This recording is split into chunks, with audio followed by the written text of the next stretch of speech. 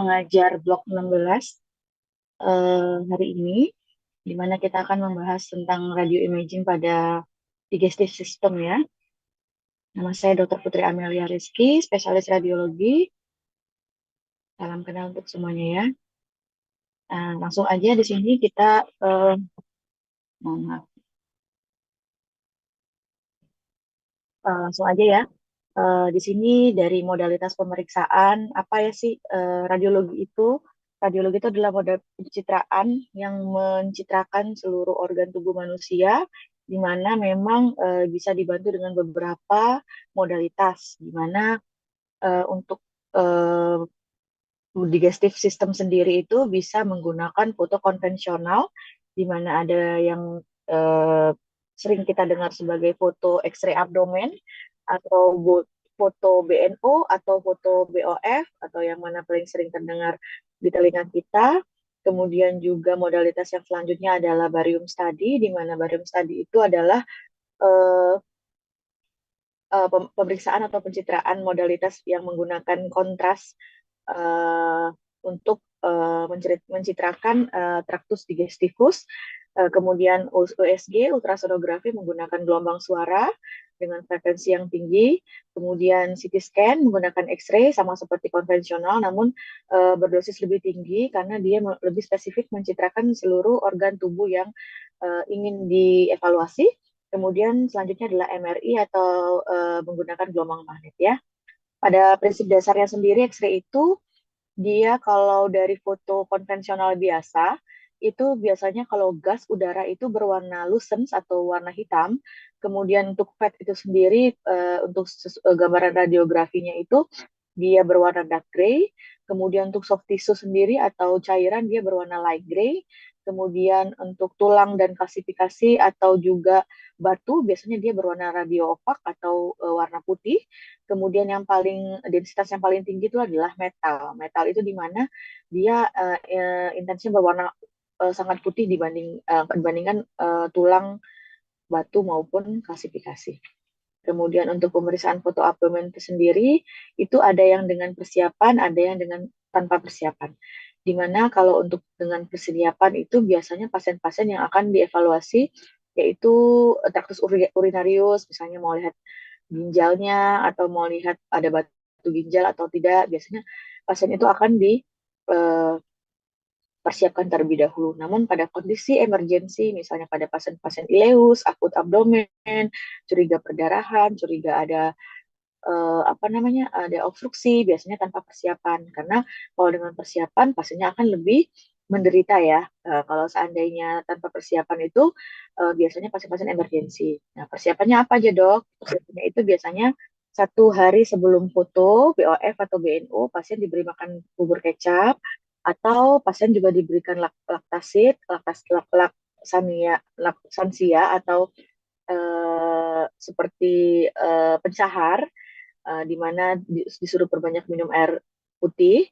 Kemudian subuh pasien itu diharapkan pada saat subuh sebelum pemeriksaan pasien itu BAB terlebih dahulu, sehingga fekal-fekal material yang akan menghalangi visualisasi dari traktus urinaris itu akan diharapkan tidak ada. Kemudian tidak boleh makan, minum, tertawa, merokok, bicara sebelum pemeriksaan. Pasien kemudian difoto. Untuk proyeksi itu sendiri, biasanya dia proyeksi dari foto konvensional abdomen itu, AP supine itu maksudnya dia posisi anteroposterior, posisi supine itu adalah kata lain dari tidur. Pasien diposisikan dengan tidur. Kemudian posisi kedua biasanya dia LLD atau left lateral cubitus, jadi kaset filmnya ada di sisi kiri, kemudian sinar X-nya dari sebelah kanan, jadi dia posisinya miring. Kemudian AP erek atau AP setengah duduk itu dia posisinya seperti antara posterior biasa, tapi posisi pasiennya perbedaannya dengan yang supine. Kalau supine dia tidur, kalau AP erek dia setengah duduk. Pada akut abdomen, pemeriksaan foto dilakukan pada proyeksi 2 proyeksi atau 3 proyeksi. Tidak bisa dilakukan dengan 1 proyeksi saja. Kalau 1 proyeksi saja biasanya dilakukan pasien-pasien dengan kecurigaan batu saja, batu untuk melihat batu ginjal, batu di kafum pelvis atau batu vesika urinaria, atau pasien-pasien pos pemasangan insersi dari stent dari renal atau ginjal. Biasanya bisa satu posisi. Tapi kalau untuk akut abdomen, pasien-pasien obstruksi itu harus di apa namanya dilakukan untuk dua proyeksi atau tiga proyeksi. Nah, ini indikasi itu sendiri di mana pasien-pasien itu biasanya dengan kecurigaan bawel obstruksi, perforasi, kemudian dengan renal patologi tadi seperti saya katakan bahwa adanya suatu hidronefrosis, biasanya kalau ginjalnya bengkak itu kelihatan. Namun kalau pada kondisi normal, fisiologi dari ginjal itu hanya terlihat seperti bayangan bayangan saja, atau juga pasien-pasien dengan batu ginjal, dengan batu yang densitas sangat tinggi, uh, bisa terlihat pada foto polos. Kemudian akut abdomen, atau pasien-pasien dengan corpus alienum, atau apa benda asing, nah, yang akan kita evaluasi apakah sudah masuk ke dalam traktus digesticus, kemudian kecurigaan toksik megakolon atau aneurisma aorta, kemudian untuk melihat prekontras sebelum pemeriksaan kontras barium tadi, kemudian untuk mendeteksi adanya kalsifikasi atau udara usus yang abnormal. Dari hasil foto yang harus diperhatikan itu bagaimana distribusi udara usus. Normal usus itu ada terlihat biasanya tidak boleh lebih dari 2 loop ya. Jadi dia normalnya itu adalah terlihat gaster, duodenum, kolon sampai rektum. Kalau untuk large intestine itu normalnya hanya terlihat pada sigmoid dan rektum. Tidak boleh lebih dari 2 atau 3 loop dari large intestine. Kemudian bagaimana gambaran dari hepar dan lien, konturnya bagaimana, normalnya itu kontur hepar itu kan tidak sampai ke kafum pelvis atau ke sias. Kalau yang kondisi hepatomegali, hepatosplenomegali, biasanya memang terlihat sangat jelas bahwa bayangan dari hepar dan liennya itu besar hingga mintu ke kafum pelvis. Kemudian bagaimana gambaran bayangan kedua ginjal, gambaran psoas line itu adalah muskulus yang ada di dekat dengan ginjal. Kemudian bagaimana keadaan tulang-tulangnya, biasanya ada incidental finding untuk membedakan pasien ini nyeri pinggang, ternyata dia tidak ada batu di traktus urinarius, ternyata ada gangguan pada tulang-tulangnya. Ternyata bisa membantu klinisi atau dokter yang menangani pasien bahwa oh ternyata ini yang terjadi patologi adalah tulang vertebrenya, bukan dari ginjalnya. Kemudian ada juga untuk kelihatan untuk daerah flank area, di mana apakah juga terjadi fraktur pada orang-orang tua, bagaimana keadaan dari tulangnya. Kemudian ini untuk foto polos abdomen ya, di mana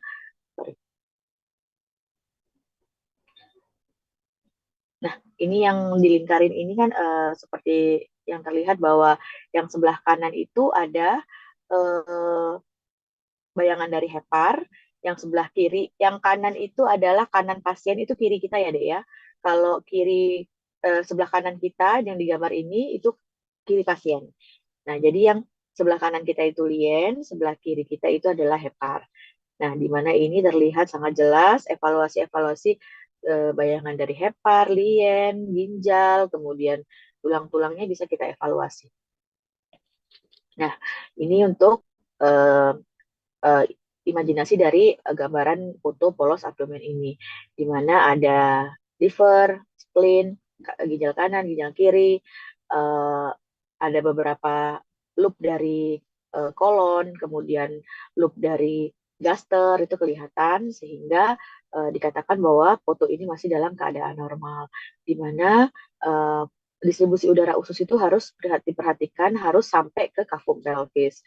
Kalau kafum pelvis di daerah kafum pelvis tidak ada distribusi udara, itu dicurigai bahwa terjadinya suatu obstruksi. Kenapa tidak general, tidak merata ke seluruh dari lapang abdomen. Nah, ini adalah suatu contoh kasus yang tidak normal ya, di mana di sini ada udara. Nah, ini kalian melihat ini ada udara bebas ekstralumen. Jadi normalnya itu udara itu hanya ada di lumen usus, di lumen small intestine atau di lumen large intestine. Jika dia keluar, berarti ada suatu kecurigaan perforasi usus, sehingga udara itu keluar ke ekstralumen. Itu tidak boleh. Itu yang dinamakan gambaran dari pneumoperitoneum. Nah, ini ya contohnya ya. Bentar,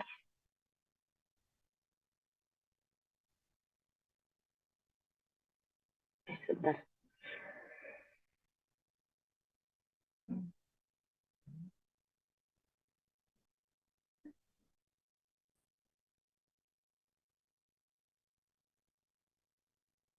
Hmm,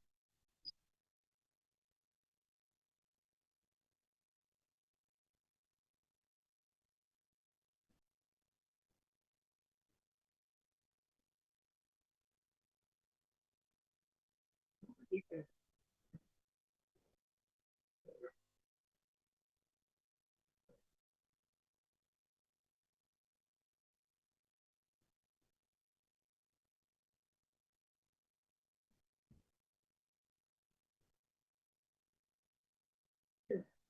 Nggak bisa ya?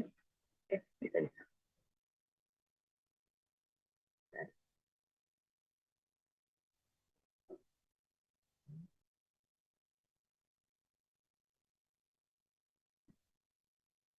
Nggak bisa ya? Ya udah, langsung aja. Jadi kita lihat di yang lingkaran di atas ini ada di abdominal wall ini ya. Bentar. Nih ya. Nah, ini itu adalah udara bebas yang terlihat dikonfirmasi pada proyeksi lateral left lateral decubitus. Jadi dia di sini ada output level, kemudian di sini ada udara bebas ekstralumen menandakan suatu pneumoperitoneum. Nah, ini contoh dari distribusi udara usus yang sedikit meningkat, di mana kalau dia small intestine dia beradanya di eh, di sisi sentral, kemudian kalau large intestine dia berada di sisi perifer. Nah, ini adalah contoh gambar BNO dengan eh, patologi dari batu renal.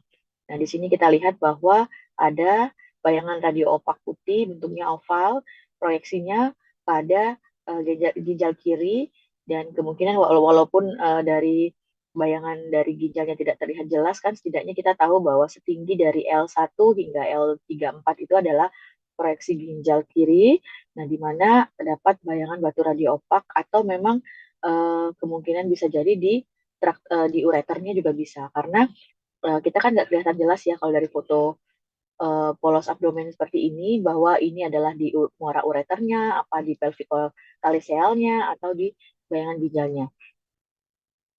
Nah, kemudian seperti saya sebutkan tadi, kalau small bowel tadi dia posisinya di sentral ya. Jadi kalau terjadi dilatasi, dia itu kan ada namanya valvula conniventus kan, sehingga kalau terlihatnya itu biasanya bisa dibedakan dengan large dan small bowel. Kalau large bowel biasanya dia ada haustra dan kemudian trisiphensus. Nah, ini contohnya di mana eh, ini bisa lihat ya. Nah, ini kalau yang sebelah kiri ini adalah valvula conventus, di mana ini adalah small bowel, dia ada dilatasi. Nah, sebelahnya itu adalah haustra, di mana ini adalah large bowel. Dan dia memang biasanya lebih ke perifer, kalau small dia lebih ke sentral.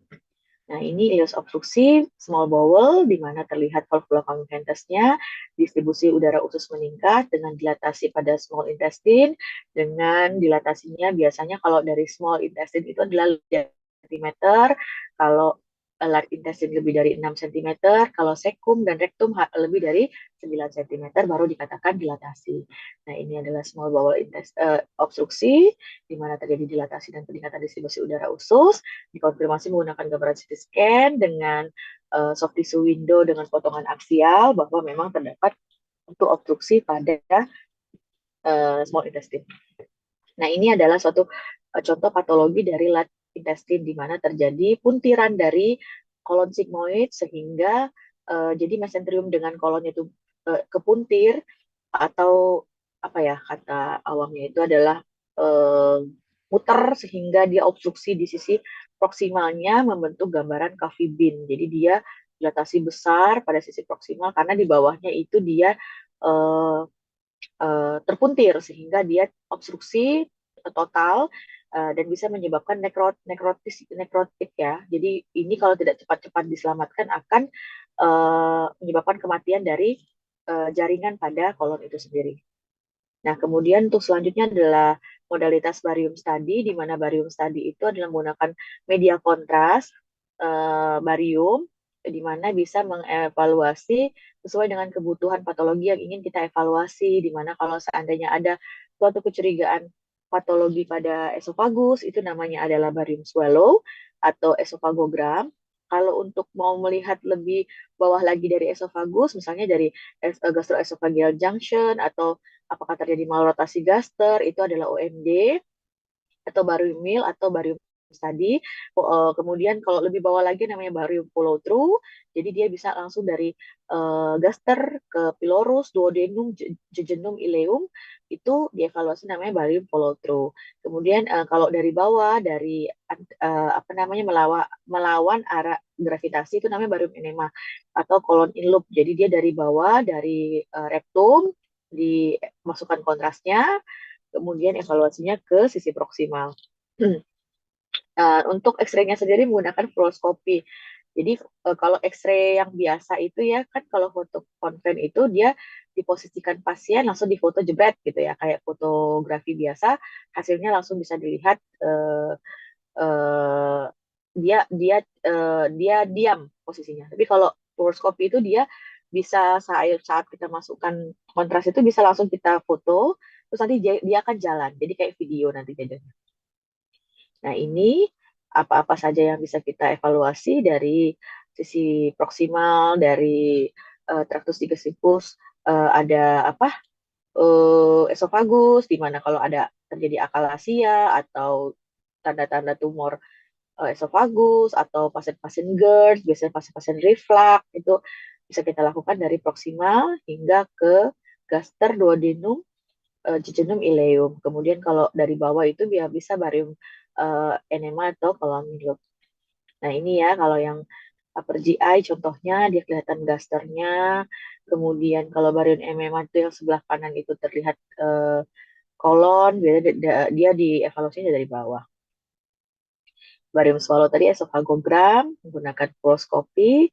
Nah, melihat mukosa dari esofagus, apa yang normalnya kan mukosanya harus reguler, harus licin, bagus ya. Kemudian tidak boleh ada dilatasi vokal ataupun dilatasi diffuse pada esofagus. Tapi kalau seandainya terjadi akalasia, dia akan menyempit secara signifikan di tempat penyempitan adanya aganglionitnya dari nervus kan ada gangguan sehingga dia akan dilatasi pada sisi proksimal. Nah, ini untuk contoh dari esofagogram di mana terjadi suatu filling defect ya, di sini ada penyempitan. Nah, kemudian harusnya normalnya itu ada penyempitan di sekitar vertebrae di sisi middle. Nah, kalau di sisi krikoid ini ada paring biasanya, jadi dia agak sedikit menyempit, namun mukosanya masih reguler. Kemudian di gastroesophageal junction juga agak sedikit nyempit karena ada sphincternya ya, sisi inferior. Nah, ini gambaran normal esofagus, tipis, tidak ada yang irreguler. Nah, kalau akalasia kan di sini terlihat ya bahwa terdapat penyempitan ya di sini ya, penyempitan terus sisi yang distalnya proksimalnya dilatasi karena ada gangguan dari nervus vagus ya. Di sini ada sphincternya, ada penyempitan menyebabkan terjadinya obstruksi. Ini karsinoma, jadi ada filling defect di daerah distal. Kemudian barium meal, pemisahan untuk gaster dan duodenum atas, sama tekniknya, namun di pasien itu disuruh telan kontras medianya. Kemudian kalau esofagus tadi kan pas waktu nelen itu kita evaluasi mukosa esofagusnya. Nah kalau ini agak sedikit kita tunggu, baru kita foto dulu, foto lagi saat kemungkinan kira-kira kontras itu sudah mencapai ke gaster. Nah biasanya kelainannya pada anak-anak pediatri ya, biasanya ada malrotasi gaster, kepuntir juga karena posisi dari anatomikal atau bisa juga dari stenosis. Biasanya anaknya muntah terus, kasih susu muntah terus. Jadi biasanya rotasi dari gasternya tuh beda dengan rotasi dari normalnya dari aksis gaster yang normal sehingga dia diisi makan dia muntah, muntah, muntah terus, makanya dievaluasi menggunakan OMD.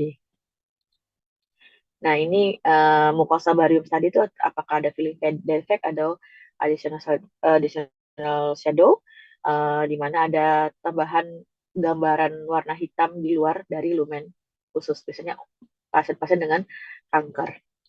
Nah, ini ya kelainan-kelainan dari Gaster. Untuk balium follow through ini sendiri sama seperti yang tadi, tapi dia lebih bawah lagi. Ini misalnya lebih lama daripada esophagogram maupun OMD karena evaluasinya di usus halus. Semua usus halus itu kan panjang sekali sehingga harus membutuhkan kesabaran. Kemudian ini balium follow through biasanya kalau seandainya terjadi enteritis, biasanya ada infeksi atau ada tumor di usus halusnya. Kemudian untuk kolon itu sendiri, biasanya kalau kolon in loop atau baru enema dilakukan pemeriksaan untuk melihat bisa menggunakan single kontras maupun double kontras. Kalau double kontras itu dengan kontras dan udara, jadi di mix ya. Kemudian untuk indikasinya sendiri adalah untuk kelainan kongenital, infeksi, tumor abdomen, dan obstruksi. Untuk kontraindikasi barium enema itu sendiri tidak boleh dilakukan pada pasien-pasien yang ileus paralitik, di mana dia terjadi dilatasi diffuse pada usus halus dan usus besarnya. Tanda-tanda perforasi seperti pneumoperitoneum tadi tidak boleh untuk dilakukannya. Kemudian tanda-tanda peritonitis. Nah, ini yang barium single kontras, dia hanya yang sebelah kiri itu yang menggunakan kontras media aja. Kalau yang kanan dia menggunakan double kontras, jadi setelah diinjeksikan kontras, dia diinjeksikan juga udara. Sehingga diharapkan lumen ususnya akan gendut, jadi kita bisa evaluasi dengan sempurna. Nah, ini large bowel-nya ya, dari rektum. Bentar. Nah, kalau ini kan dari bawah ya. Nih, dari rektum, kemudian dia ke sigmoid, ini descendant, kemudian naik, ini flexura, pienalis, ini ke kolon, transversum, flexura, hepatika, kolon ascending, ini cecum. Nah, ini ya untuk visualisasinya.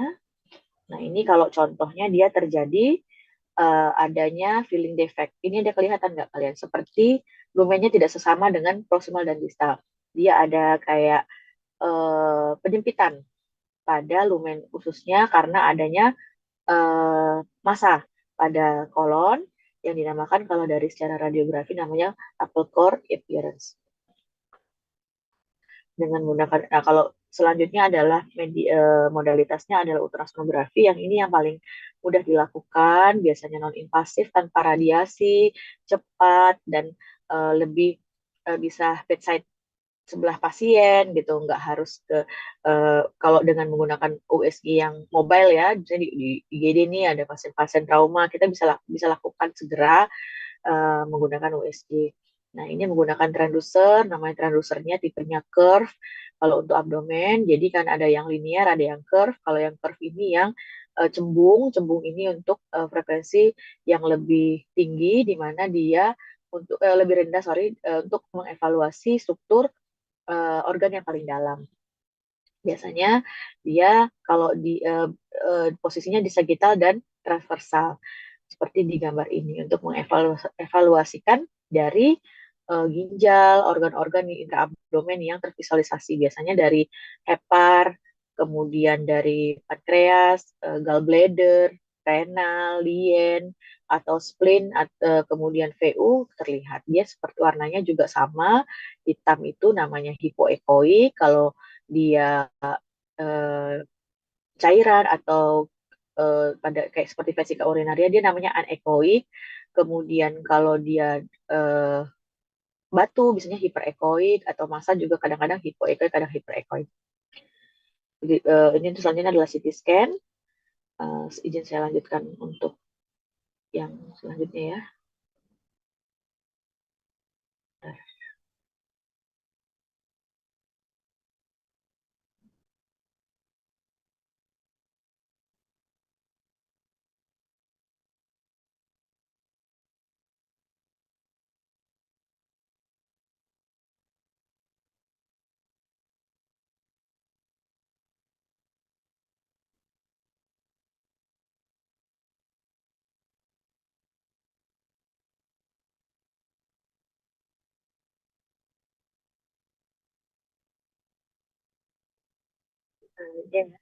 Selanjutnya itu um, seperti yang tadi, ini contoh yang selanjutan dari foto tadi ya, bahwa ini adalah bayangan-bayangan yang ada di radiografi seperti imajinasinya. Ini sama seperti tadi. Nah, itu kelainan tadi volvulus ya. Kemudian ini untuk klasifikasi pankreas. Nah, di sini ya, ada klasifikasi pankreas. Kemudian ini adalah batu dari vesika urinaria. Ini batu empedu. Nah, ini batu Staghorn, batu ginjal. Ini ada namanya dilatasi gaster dan pylorus. Nah, ini untuk kelainan pada bayi dengan udara bebas extralumen, banyak sekali ya udaranya. Jadi dia udah perforasi udaranya sudah keluar banyak sehingga membutuhkan gambaran football appearance, jadi penuh di kafum abdomennya. Nah, ini juga namanya pneumoperitoneum.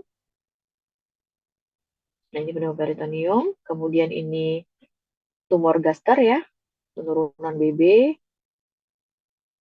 Nah, ini ada banyak Philip defect. Ini colitis. Nah, ini asites ya. Asites jadi dikonfirmasi pada potongan koronal CT scan. Dia terdapat penuh dengan cairan di kafum abdomen. Ini ada hematuri, jelas ada radio opak pada traktus urinarius sebelah kanan, kemungkinan di ureter. Ini ileus. Nah, ini yang gambaran airflow level ya. Jadi di LLD yang paling kanan itu ada gambaran seperti step ladder, seperti anak tangga. Ini sebuah bawel obstruksi. Ini ada massa di sebelah hemi abdomen sebelah kanan bawah ya, kiri bawah ya. Nah, ini ada yang tahu nggak ini apa kelainannya? Anak perempuan 10 tahun sakit perut kanan bawah. Kira-kira kalau kalian sebagai dokter nanti ini curiganya ke arah mana? Ada yang tahu nggak sebelum saya panggil?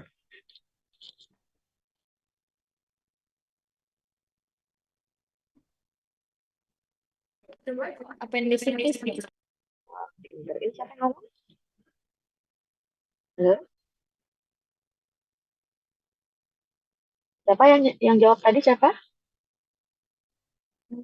Hana, dokter. Oh, Hana Mar, ya. Ya pinter ya, ini adalah appendicitis. Jadi dia normalnya appendix itu dia kan ada di eh, tempat apa tempat sebelum dari ileocecal junction ya. Jadi dia di bawahnya sekum. Jadi ada usus lagi yang buntu. Memang buntu, dibilang kata-kata usus buntu tuh memang dia buntu. Dia tidak ada muara. Sehingga apabila terus dia kecil. Yang masuk sana itu cuman sisa makanan-makanan yang kecil seperti memang benar cabai, kadang-kadang biji-bijian. Kalau dia memenuhi appendix itu, dia akan dilatasi dan dia akan obstruksi karena dia tidak ada muara, dia tidak ada tempat pembuangan. Karena dari sekum itu langsung ke ileum itu menggunakan ileocecal junction dan dari usus halus ke usus besar ke sekum kemudian ke kolon ascendant. Nah, kalau seandainya ada sisa makanan yang kecil-kecil dia akan mengendap di sana sehingga akan dilatasi. Kalau dari USG akan kelihatan kalau dia dilatasi, kalau dia tidak dilatasi dia tidak akan kelihatan. Jadi untuk kasus patologi atau abnormal baru kelihatan dari adanya gambaran peristaltik, dilatasi dari appendix itu sendiri. Kalau yang sebelah kiri itu gambaran transversalnya di mana dia bentukannya seperti bulat ya. Kalau dia longitudinal dia gambarnya akan seperti sosis ya. Oke. Nah, ini kelainan apa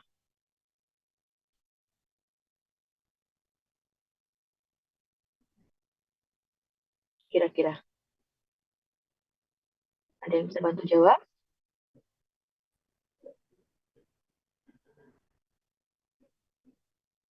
Nadine Shakila bisa bantu jawab? Polelithiasis bukan dokter. Ya, sama ada penebalan dindingnya itu ya. Jadi ada apa? Ada batu di intra GB sama di dinding dari gallbladder sendiri itu menebal sehingga ada kolelithiasis dengan kolesisitis. Kalau ini apa? Ada namanya Rizky Ramadhani.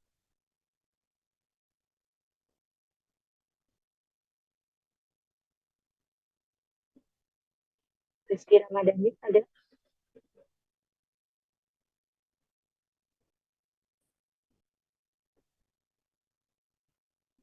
Ada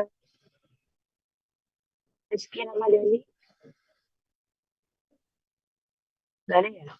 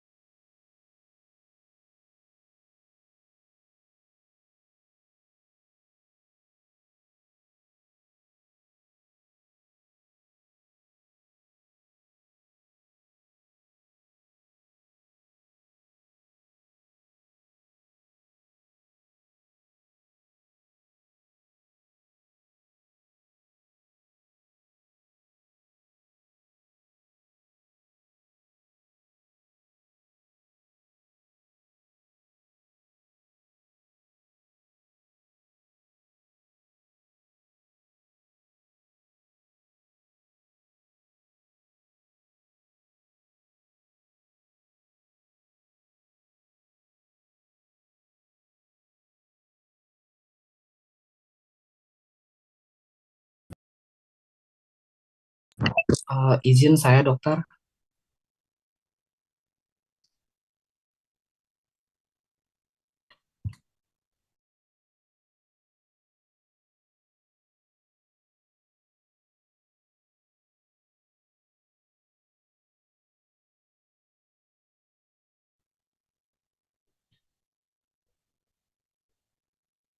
Halo, kedengaran suara saya?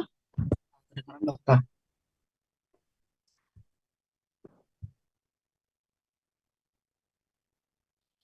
Jadi apa nih? Ada yang tahu nggak? Itu kayaknya hasil dari USG dok, tapi kurang tahu itu Iya, organ apa. nggak tahu ya organ apa. Ini ada batu ya, batu dari ductus biliar, common bile duct namanya, yang dekat muara dari pankreas. Ya, terima kasih. Ada pertanyaan nggak dari penjelasan saya? Kalau nggak ada yang tanya, saya yang nanya ya. Ayo, ada yang tanya nggak?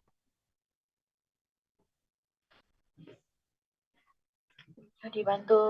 Boleh, silahkan.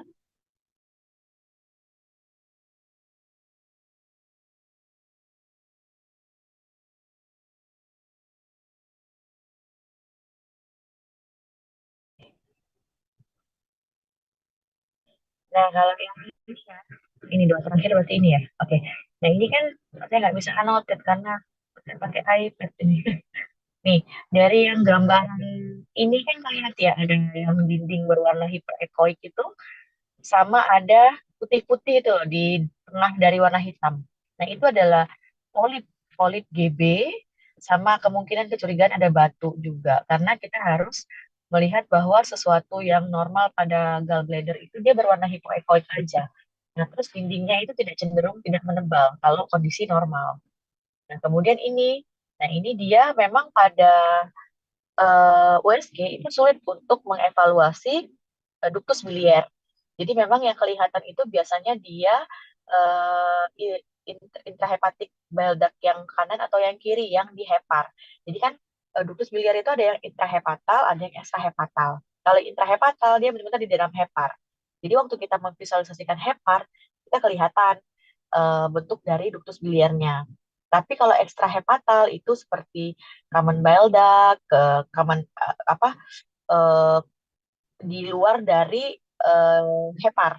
Jadi dia dari USG itu tergantung dari operator dependen. Jadi tergantung yang USG. Nah, seperti yang kasus ini itu dia di ductus biliar sisi distal dekat dengan pankreas. Nah, ini ada gambaran kan warna hyperechoic dengan bayangan posterior acoustic shadow. Nah, dari yang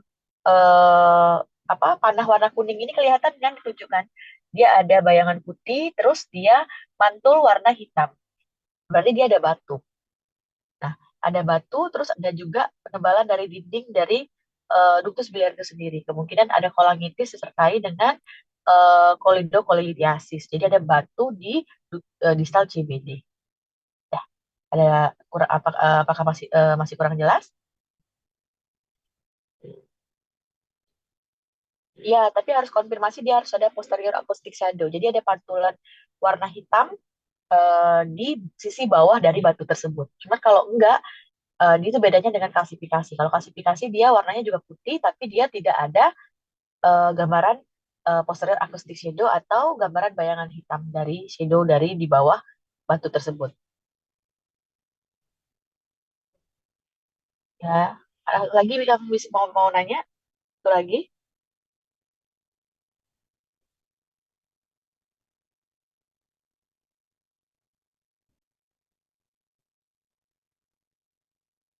Halo?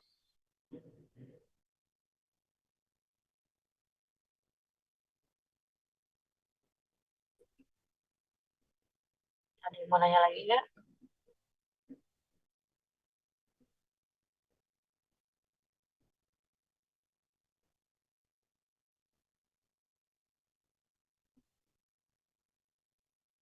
Sudah jelas semua?